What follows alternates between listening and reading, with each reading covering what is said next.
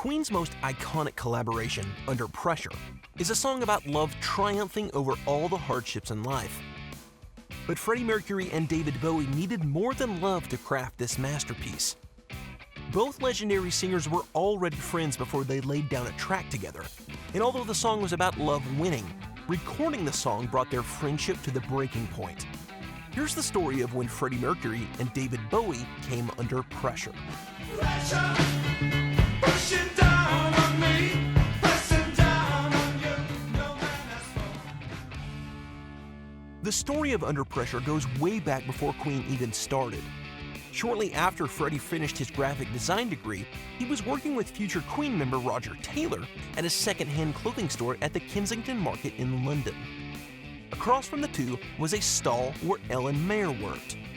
Alan crafted handmade boots for famous bands and musicians, including Santana. His unique style went up to the calves and had 2-inch platform heels that would become the iconic hair metal style seen with the likes of Kiss and many other bands in the 80s. Freddie himself went on to wear a pair of Alan Mayer boots during rehearsals for Queen's first major tour on July 8, 1973. Mayer recalled, "We used to go to the Greyhound pub after we closed on Saturdays, and one time, Freddie said he'd been at a party and everyone, men and women, were wearing the boots."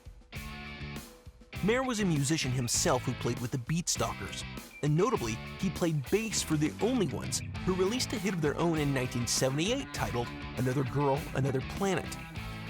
Over the span of a few years, Mayer became friends with Freddie and Roger, and then in 1970, Freddie went to work for Mayer over a period of 4 years. Roughly around the same time, Bowie landed his first hit single, Space Oddity, in 1969.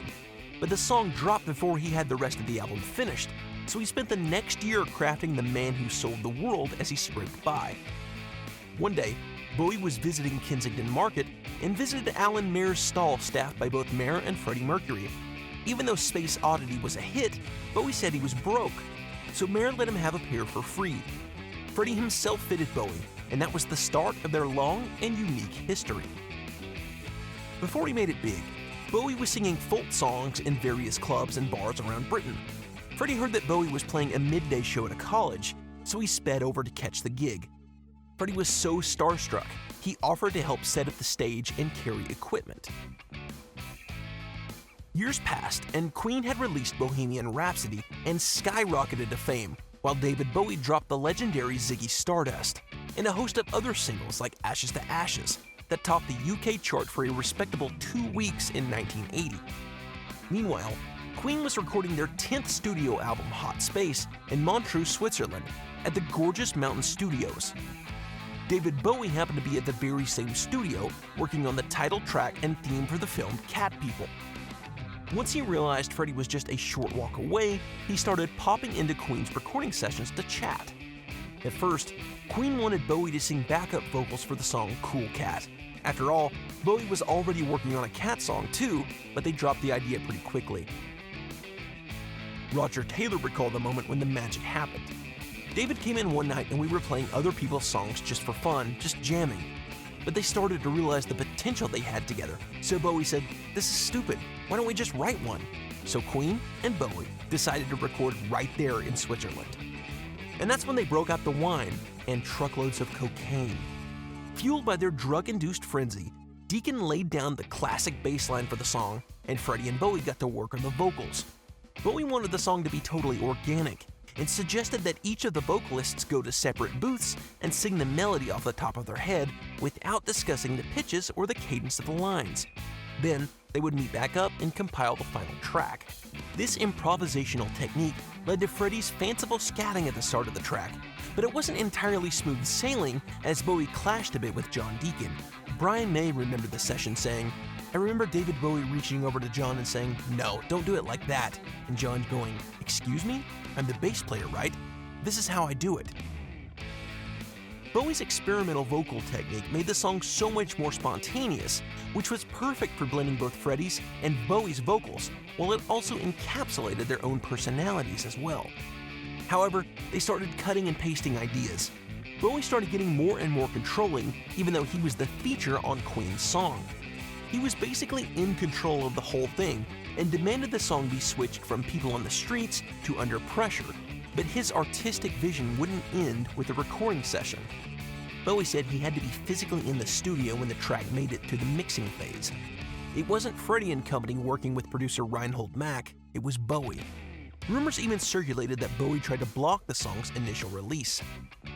In an interview with Mojo magazine, Brian said, "Freddie and David locked horns, without a doubt, but that's when the sparks fly, and that's why it turned out so great." Later he said, "David was in there first and told us he wanted to take the track over, because he knew what he wanted it to be about. We all backed off, and David put down a lyric which now focused on the Under Pressure part of the existing lyric." May admits the behavior wasn't typical of Queen. "It was unusual for us all to relinquish control like that, but really David was having a genius moment, because that is a very telling lyric, and the rest is history." May remembered those fateful recording sessions, saying, "It was sort of wonderful and terrible, but in my mind, I remember the wonderful now more than the terrible." Under Pressure topped the charts in both the US and the UK, and since then, it's been featured in movies, commercials, but that wasn't the end of Under Pressure causing tension for Queen. In 1990, Vanilla Ice sampled the iconic guitar riff of Under Pressure in his own one-hit wonder, Ice Ice Baby.